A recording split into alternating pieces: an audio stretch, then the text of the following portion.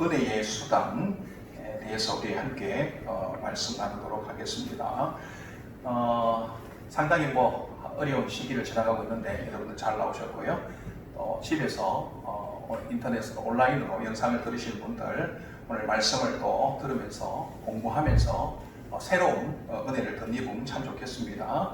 오늘 여러 가지 또 어려운 일들이 좀 있어 빔 프로젝트 고장나고 해서 중간 이렇게 갑자기 바꾸게 됐는데 혹 우리가 말씀을 나누는데 조금 부족함이 있거나 그래도 여러분들이 이해하시고 말씀 듣는 데만 집중해 주시면 감사하겠습니다. 우리 말씀을 먼저 한번 읽도록 하겠습니다. 전도서 7장 20절 우리 한번 보도록 하겠습니다. 앞에 보이죠? 네. 전도서 7장 20절 한번 합독하겠습니다. 시작. 선을 행하고 전도하고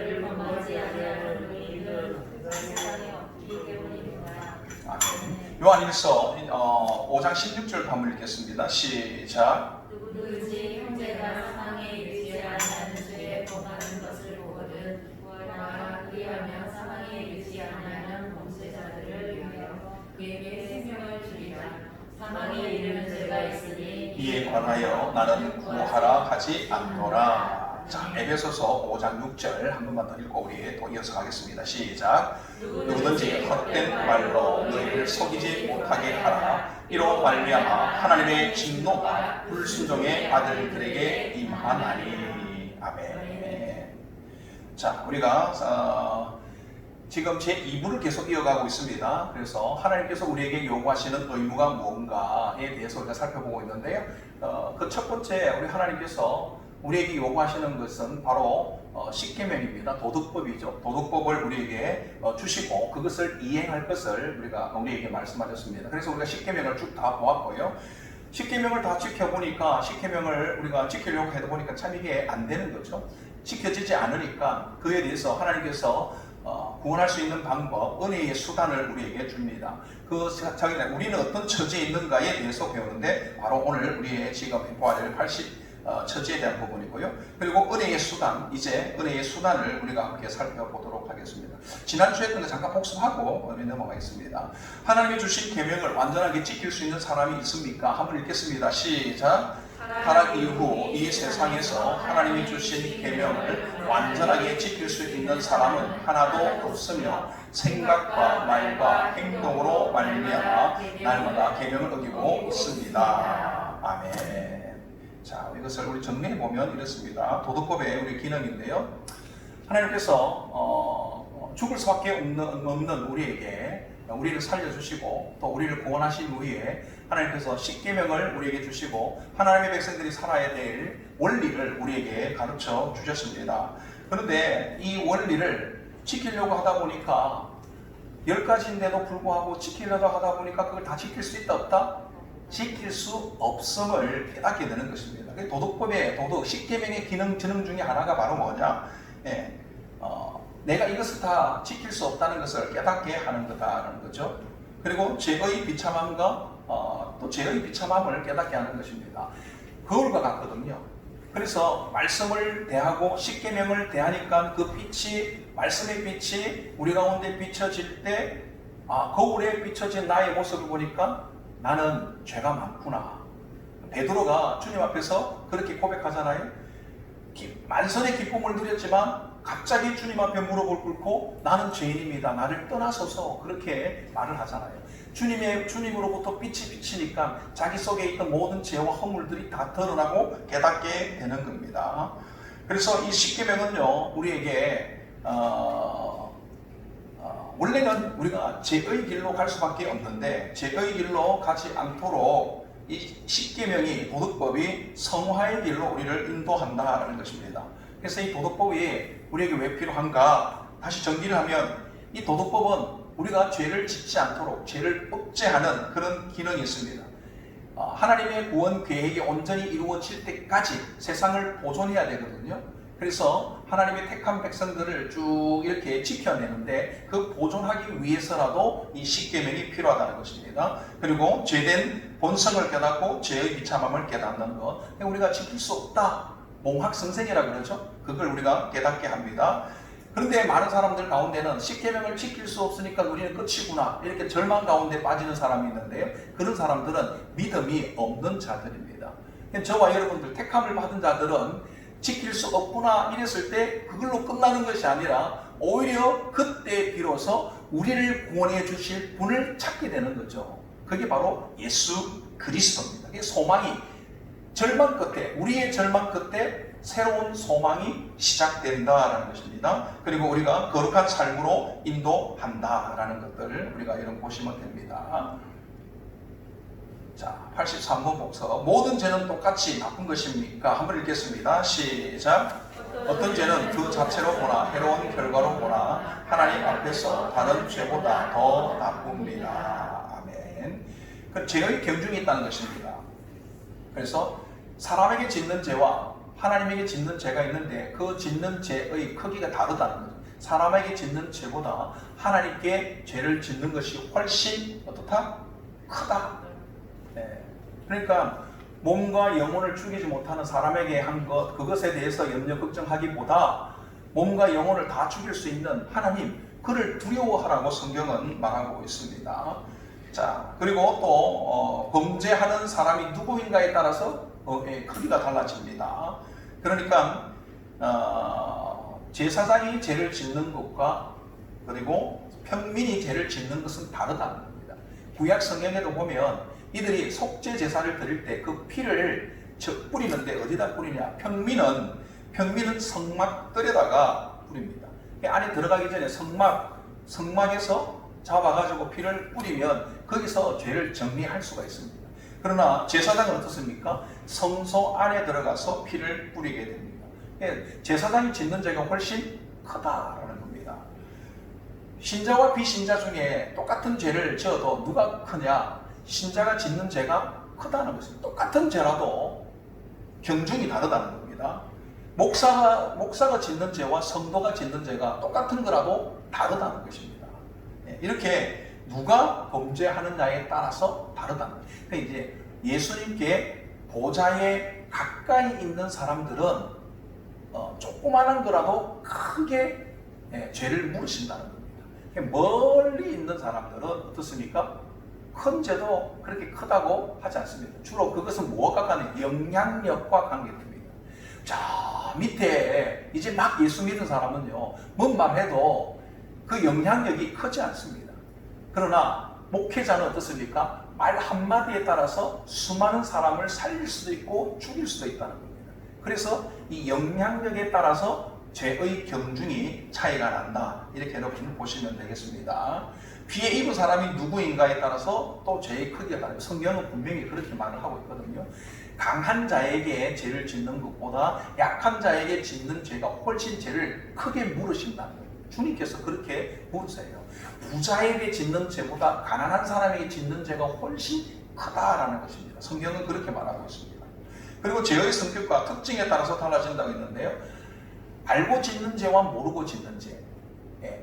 똑같은 죄라도 모르고 짓는 죄는 크게 묻지 않지만 알고 짓는 죄는 크게 물으신다는 겁니다. 그리고 한 번만으로 끝나는 죄와 반복해서 하는 죄가 있죠. 그 반복해서 하는 죄는 더 크게 물으신다라는 것입니다.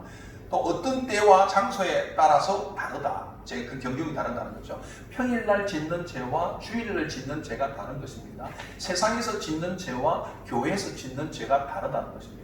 똑같이 다른 사람에게 거짓말을 해도 세상에서 거짓말한 것과 교회 안에서 거짓말한 것은 다르다는 것입니다. 그러니 여러분, 우리는 이미 교회 안에 들어와 있는 자들이잖아요. 그러니 항상 더 두렵고 떨림으로 조심하고 경건해야 될 필요가 있습니다. 자, 34번. 모든 죄가 마땅히 받아야 할 대가는 무엇입니까? 한번 읽겠습니다. 시작. 모든 죄는 이 세상과 다음 세상에서 하나님의 진노와 저주를 받아 마땅합니다. 아, 되네요. 안 되는 줄 알고. 자, 모든 죄는요, 모든 죄는 하나님의 심판이 있습니다. 하나님의 진노와 하나님의 저주가 있다는 것입니다. 그 심판이죠. 심판이 있습니다. 이 세상에도 있고 또 어디 또 다음 세상에도 있다라는 겁니다. 이 모든 것들이. 그래서 이 세상에서는 어떤 것들이 있느냐? 지난번에 생각 이 전쟁이에요. 잘 안 보시죠? 여기서 보니까 잘 보이는데 뒤에서 보면 잘 안 보이죠. 전쟁입니다. 그 다음에 기근이죠. 기약, 먹지 못하는 거. 그다음에 지진, 이런 것들은 자연재해라고 우리가 볼 수 있습니다. 그리고 결국은 죽는 거. 이런 것들을 통해서 이 땅에 모든 슬픔과 고통, 아픔, 이런 것들이 이 땅에 들어왔다는 것입니다. 그런 하나님의 진노와 저주가 있다는 것입니다. 다음 세상에서도 그런 게 있는데 그게 뭐냐? 천국과 지옥으로 나뉘게 된다는 심판이 있다는 것입니다.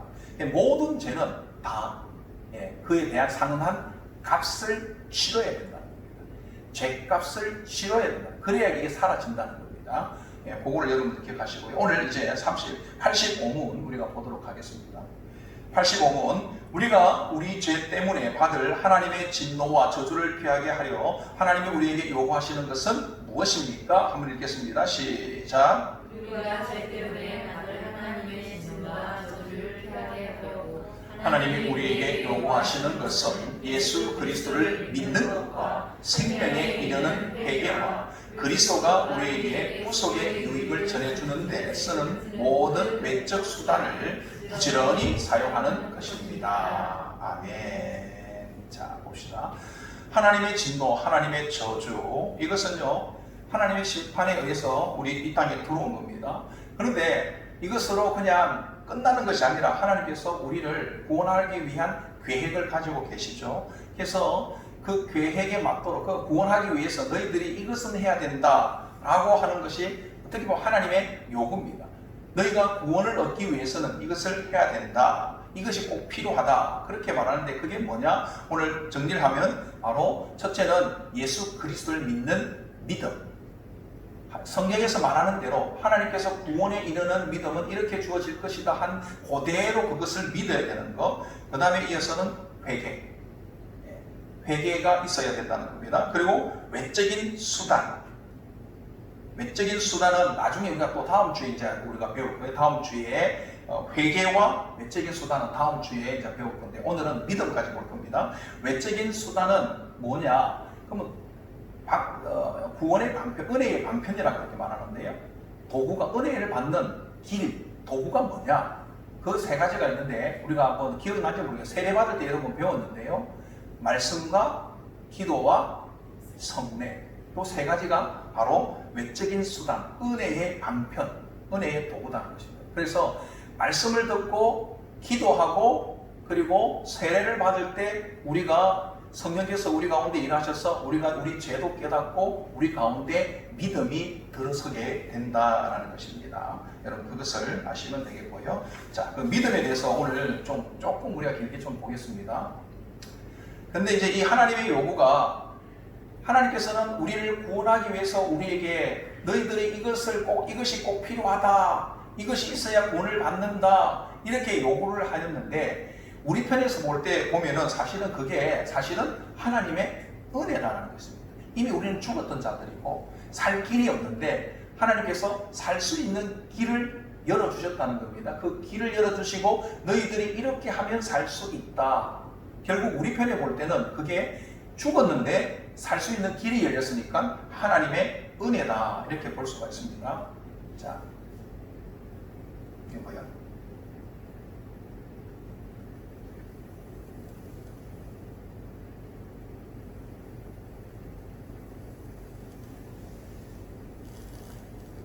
이거 다음인데. 자, 이거 봅시다.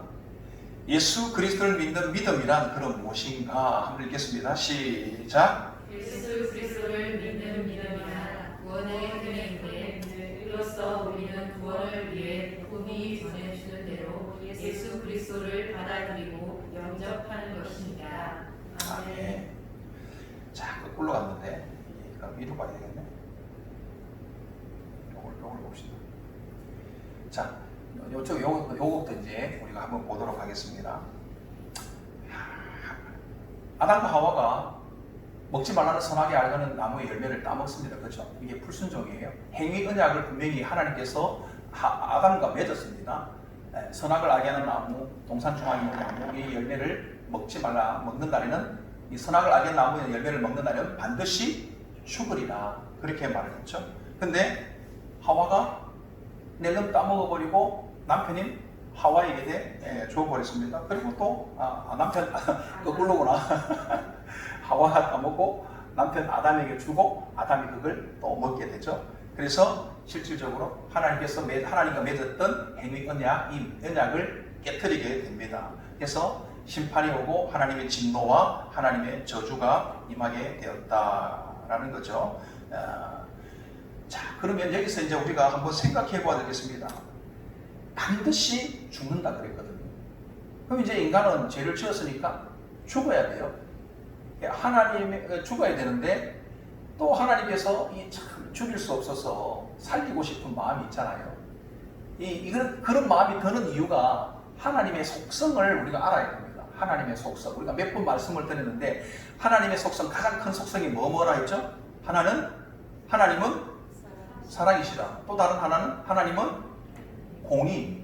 사랑과 공의가 하나님의 가장 큰 속성입니다. 그러니까 언약을 맺었으니까 행위의 입장에서 볼 때, 행위의 측면에서 볼 때는 반드시 죽어야 돼요. 공의 입장에서 볼 때는 반드시 죽어야 되는 겁니다. 그런데 사랑의 측면에서 볼 때는 이걸 죽일 수가 없는 거예요. 살리고 싶은 거예요. 이 딜레마가 있는 겁니다. 우리가 볼 때 하나님의 딜레마, 물론 하나님은 해결하시겠지만 우리가 볼 때는 이거 어떻게 해결할 수 있는가? 공의로 볼 때는 반드시 죽어야 되는데 요구가 죄값이니까요. 사랑의 입장에서 볼 때는 그래도 살리고 싶고, 그래서 하나님께서는 하나님의 사랑으로 우리를 구원할 계획을 가지신 거죠. 처음부터 그럴 계획을 가지고 있었어요. 인간이 그럴 수 있다는 걸 알기 때문에. 그런데 공의의 측면에서 불순종은 어떻게 된다? 사망이다. 죄값을 치러야 된다. 값을 갚아야만 이 문제가 해결된다는 것입니다. 근데 인간이 그 값을 갚는다는 것은 곧 죽음이기 때문에 끝이잖아요. 해결할 수가 없는 겁니다. 해결할 수 없는 것. 여러분, 제가 전에도 말씀드렸듯이 값을 치르려면 지금 잘못된 그거 이상의 것으로 갚아야지 그것보다 못한 것으로 갚으면 안 된다고 제가 말씀드렸잖아요. 자, 제가 가끔 예를 들 때 이거 들잖아요. 컵. 이 컵이 여러분 그냥 컵 같이 보이지만 만약에 이 컵이 1억짜리 하는 이 컵이라고 하십시다. 1억 하면 좀 작나? 요새 1억 하면 억 하면 너무 그런 거 같은데 5억 할까요? 5억 합시다. 5억 하는데 이거 다른 사람은 잠깐 맡겨놨는데 좀 잘 봐줘 하고 갔는데 잘못해가지고 이걸 떨어뜨려가지고 깨뜨려버렸어요. 그럼 이제 갚아야 될 거 아니에요. 갚으려면 이게 얼마짜리라고요? 5억. 5억짜리인데 다이소에 가가지고 5천짜리 사가지고 비슷하게 생기던데 그냥 이걸로 그냥 대신합시다. 그러면 그 주인이 그렇게 합시다 하겠어요? 5억짜리인데 5천원 안 돼요. 50만원 안 돼요. 500만원 안 돼요. 5천만원 안 돼요. 얼마짜리야 됩니까? 5억짜리야지 마음이 그게 갚아지는 거라니까요. 5억보다는 10억짜리 갖고 오면 땡큐죠. 적어도 5억보다는 커야 이걸 갚을 수 있는 겁니다. 그러니까 인간이 지금 죄를 지었는데 인간이 얼마짜리인지 모르겠어요. 그렇죠? 하여튼 인간이 지었는데 인간보다 못한, 그때 아담보다 못한 것으로 죄값을 치를 수 있느냐? 없다는 겁니다. 근데 아담 이후로는 모두가 이미 죄를 다 지었기 때문에 흠이 있어. 기스가 나고 다 문제가 있는 인간들이에요. 그 인간들로서는 원래 아담의 그것을 갚을 수가 없어요. 갚을 길이 없어요. 아담의 인간이라는 존재보다 더 큰 존재가 값을 지가 죽든지 아니면 다른 사람이 그 정도로 값을 치러주든지 그래야 갚을 수 있다는 겁니다. 인간은 갚을 수 없는 거죠.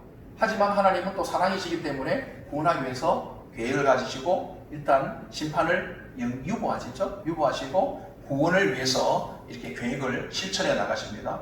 그래서 아담 이후에 하나님께서 가죽옷을 지어 입히면서 임시로 죗값을 덮어주죠. 그러면서 이제 아들을 낳게 됩니다. 이 아들이 기가 막힌 방법인 거죠. 구원을 이루는 기가 막힌 방법. 천사도 모르는 방법. 생각지도 못했던 방법으로 하나님께서 구원의 계획을 이루는데요. 자녀를 낳는 겁니다.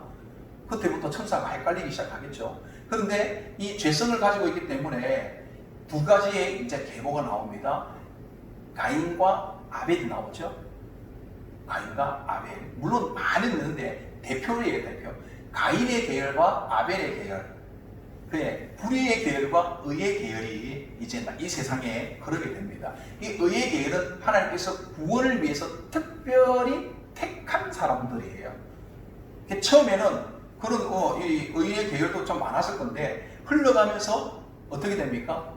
인간이 이미 죄를 지었고 죄성이 있다 보니까 점점 더 세상의 죄가 커져가는 겁니다. 의의 계보의 사람들보다 악의 계열의 사람들이 훨씬 더 많아지는 겁니다.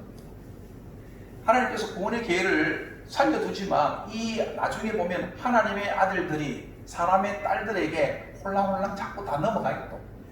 원체 세상에 죄악이 많은 데다가 더 점점 악에 악해졌는데 택함 받은 백성들이 하나님 말씀대로 온전히 깨끗하게 이렇게 내려오면 좋겠는데 그들도 계속해서 죄에 유혹을 당하니까 죄를 짓고 넘어가는 거예요.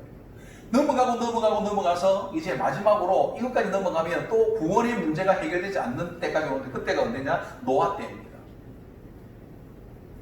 노아 때 이 의의 계보가 왔는데 노아 때까지 이쯤 되니까 이 의의 계보에 있는 사람들이 다 하나님의 아들들이 사람의 딸들에게 유혹을 받아가지고 다 넘어가지고 이제는 의인이 노아밖에 없는 거예요.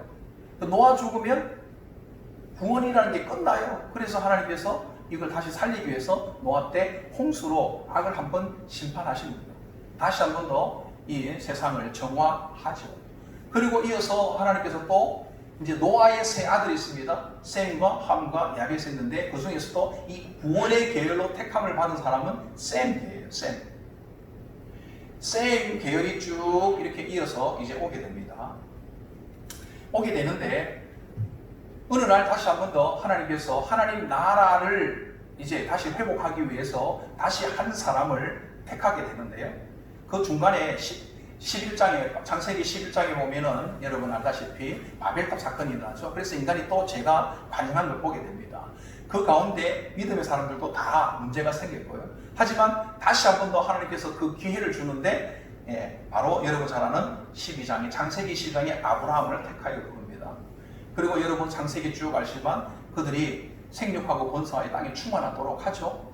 큰 민족을 이룰 수 있도록 합니다. 그래서 여러분 어디서 그 되죠? 이게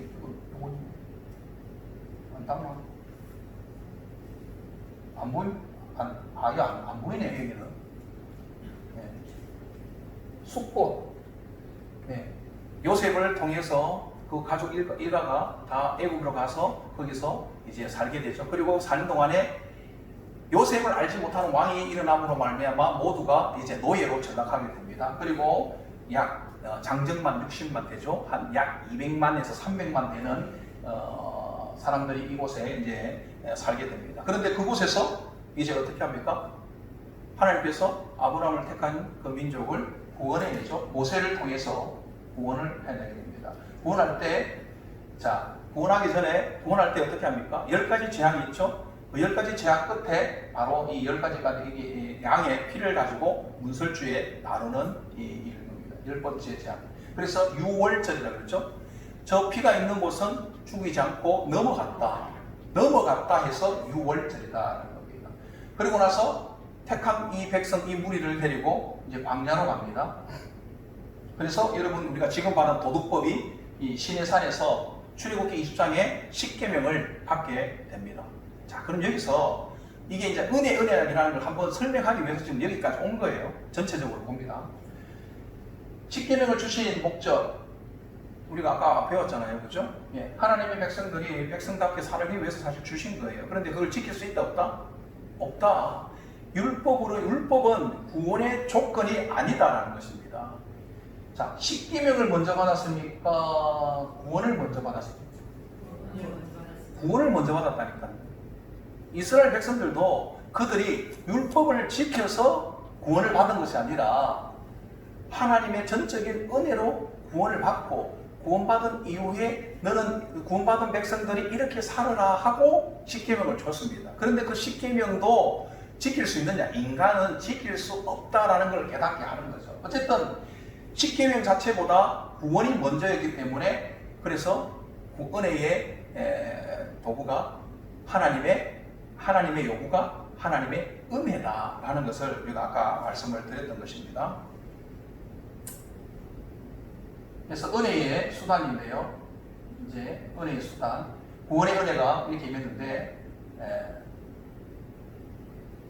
크게 보면 두 가지, 믿음과 회개라는 것입니다. 믿음과 회개. 믿음과 회개인데 믿음은 이제 우리가 오늘날 우리에게 주신 말씀이에요. 어떻게 구원을 얻느냐? 예수님만을 영접하고 예수님만 의지하는 것. 회개는 자기의 죄를 참으로 깨닫고 주 안에서 자비를 깨닫는 것. 이겁니다. 자, 구원의 은혜가 이 두 가지인데요. 여기서 이제 구원에 얻는 믿음은 뭔가? 예수님을 믿는 믿음이 그게 믿음이 어떤 믿음인가 우리가 보겠습니다. 구원의 문제인데요. 구원의 문제를 우리가 어떻게 구원을 받게 되는가? 구약에서는 어떤 식으로 받게 됐느냐? 또 신약에서는 어떻게 받게 되느냐 한번 보겠습니다. 구약에서는요. 자, 십계명을 줬죠. 그죠? 그래서 너희들이 이렇게 구원이 임하게 될 것이다 라고 사실은 가르쳐 주는 겁니다. 그래서 가르쳐 주는데 너희들이 그때 구약에서는 어떻게 구원을 받느냐? 너희가 죄를 지었지? 아담에게 하와에게 가죽옷을 지어 입혔죠? 그죠? 그것은 하나님께서 죄를 잠시 덮어둔다는 거거든요. 그런 의미가 있습니다. 그래 그것이 나중에 구약의 제사법이 되는 겁니다. 그 제사법이 되는데 그 제사법을 할 때 1년에 한 번씩 7월 17일 대속죄일이 되면 이스라엘 백성들은 누구나 양이나 이렇게 양을 데리고 이제 끌고 오죠. 끌고 와서 이제 잡게 됩니다. 이게 바로 속죄양이죠. 아까 6월절 보셨죠? 어린 양을 잡아서 그 피를 문설주에 발랐을 때 죽음이 뛰어넘어간 것처럼 너희가 죄가 있는데 이 양을 데려와서 제사장이 손을 따금고 머리에 손을 넣고 이 사람의 모든 죄를 양에게 넘기는 거죠. 그래서 이 양이 대신 죽는 겁니다. 그 유효기간은 1년 동안 너희들을 살려주겠다. 양을 잡아서 그 피값으로 사람 피값이 아니니까 영원히 어떻게 할 수가 없어요. 1년 동안만 내가 유보해 줄게. 그래서 양에게 죄를 다 넘기고 그 양을 잡음으로 말미암아서 그 피값으로 1년 동안 죄를 용서받고 1년 동안 이루어갑니다. 계속 반복해서 구약에는 이렇게 죄 씻음, 죄 사함을 받게 되는 겁니다. 율법의 요구가 죄의 값은 사망이라고 그랬잖아요. 그러니까 누군가가 죽어야 되는데 임시적으로 준 것이기 때문에 지금 1년짜리 이 피값을 주고 1년 동안만 사는 겁니다. 그런데 이것이 이제 신약에 와서 어떻게 되느냐? 예수님께서 공생애를 시작하면서 가장 먼저 했던 것 중에 하나가 바로 사도 요한에게 세례 요한에게 세례를 받는 것입니다. 이 세례를 뭐라고 하느냐? 바로 양에게 모든 죄값을 넘기는 것과 같은 것으로 봅니다. 그래서 세례 요한이 이제 제사장이 되고 예수님께서 어린 양이 돼서 예수님 머리에 안수할 때 세상에 있는 모든 죄를 예수님께 넘기게 되는 것입니다. 이해되세요? 네. 그때 세례 요한이 뭐라 합니까? 세상 죄를 지고 가는 하나님의 어린 양이로라 그랬잖아요. 세상 모든 죄를 지고 가는 하나님의 어린 양으로 오셨습니다. 그리고 그 죄값을 넘겼고요. 그 죄값을 넘겼기 때문에 이제 그때부터 예수님 어떻게 된다? 죽으셔야 돼요. 3년 동안 공생애를 하셨지만 결국은 십자가에 죽으십니다. 십자가에 죽으심으로 말미암아 인류의 모든 죄와 허물을 다 사하게 되는 거죠. 이제 죄값을 치르게 된 겁니다. 근데 예수님은 곧 누구시죠 원래? 하나님이잖아요. 사람이 죄를 죄값을 대신할 수는 없는데 죄값을 치러야 되는데 이미 죄인이기 때문에 아담을 대체할 수가 없어요. 그런데 예수님은 사람이 아니시고 하나님이시잖아요. 훨씬 더 값으로 치면, 죗값을 치르자면, 인간이 죗값 치르는 것보다 주님이 죗값을 치르는 것이 죗값이 훨씬 값을 더 쳐주는 거거든요. 모든 인류의 죄를 죗값을 다 하고도 남음이 있는 존재가 누구다? 예수님이라는 거죠. 하나님이시니까. 하나님이신 제2위 하나님이신 예수님께서 이 땅에 오셔서 인간의 몸을 입고 오셔서 인간의 모든 죄와 허물을 뒤집어 쓰시고 대신 죽어주심으로 말미암아 인류의 모든 죄값을 해결한 것입니다. 그래서 뭐가 해결되느냐? 하나님의 공의가 충족되는 겁니다. 어디서요? 예수님의 죽음에서. 하나님의 공의가 예수님의 죽음에서 충족되는 겁니다. 그리고 이 하나님께서 그 예수님을 이제 모든 죄와 허물을 대신해 져서 그 요구를 충족시켰으니까 그를 믿는 자는 살리라. 성경은 그렇게 말합니다. 죄값을 치러준 예수님을 믿는 자는 그거대로 나의 죄를 위해서 이 땅에 오셨고 내 죄를 지시고 십자가에 죽으셨다. 이 사실을 믿으면 산다는, 예수님의 의가 너희에게 가서 너희를 덮어서 더 이상 죄값을 묻지 않겠다. 예수님 이름으로 너희를 살려주겠다고 하는 것이 성경의 구원의 이야기입니다. 이것을 그대로 믿는 것, 요 믿음을 지금 요구하신다는 겁니다. 예수님께서 우리 인간을 위해서 이 땅에 오셨고 우리 모든 죄와 허물을 대신 지기 위해서 어린 양으로 십자가를 지셨다. 그리고 죽으셨다. 그리고 다시 부활하셔서 하나님 우편에 앉아 계셔서 영원한 하나님 나라가 회복될 때 하나님께서 예수 그리스도로 하여금 그 나라의 통치자로 삼으셨다. 모든 사람들이 예수님 발 앞에 무릎 꿇게 하겠다고 하나님께서 약속하셨거든요. 그 사실을 너희가 믿느냐 하는 것입니다. 그것을 그대로 믿으면 어떻게 된다? 구원을 받게 된다라는 겁니다. 그래서 이 믿음에도 보면요, 진짜 믿음이 있고 가짜 믿음이 있다는 겁니다. 구원의 요소를 한번 볼게요. 구원의 문제를 우리가 해결하는데 참된 구원이 있고 또 거짓 구원이 있습니다. 이걸 우리가 다시 한번 잘 살펴봐야 되는데요. 거짓 구원부터 해야 되는데 참된 구원 때문에 거짓 구원부터 보겠습니다. 밑에 보면 다 틀어놓고 보게요. 첫 번째는요, 역사적인 믿음. 역사적인 믿음입니다. 이것은요, 사실적 믿음이라는 거예요. 사실적 믿음. 이게 어떤 믿음이냐? 사실적 믿음은 그래요. 예수님께서 2000여 년 전에 태어나셨다. 우리를 위해서 오셨다, 죽으셨다. 요 사실만 믿는 것. AB와 BC와 AD가 경계가 누구죠? 예수님이에요. 그래서 여러분, 인류의 모든 사람들이 예수님께서 이 땅에 오셨다, 그리고 죽으셨다, 부활하신 건 안 믿지만 오셨다, 죽었다, 이건 알까요, 모를까요? 그건 다 안다니까요. 예수님이 이 땅에 오셨다, 하나님의 아들이다, 우리가 하도 이야기하니까요, 지식적으로는 알아요. 전체적으로 내가 다 수납하진 않지만 머리로는 안다라는 겁니다. 머리로 아는 믿음, 지식적으로만 아는 것, 그것을 뭐라고 하냐? 그거를 우리는 역사적 믿음이다. 여러분, 이 믿음은 사탄도 가지고 있어요. 사탄도 예수님 보고 뭐랍니까? 하나님의 아들이라고 그러잖아요. 이를 믿으면 구원을 받는다는 거 알아요. 머리로는 안다니까요. 사탄도 예수님이 하나님의 아들이라는 걸 안다는 것입니다. 이 세상 가운데요, 이 지식적으로 믿는 사람들도 꽤 많이 있어요. 그런 사람들 중에 하나를 꼽으라면, 제가 꼽으라면 도울 김용옥 아세요? 그 사람 신학교 나왔어요. 신학교 나왔다니까요. 목사 안수도 받았습니다. 근데 그분 전혀 예수님을 믿지 않아요.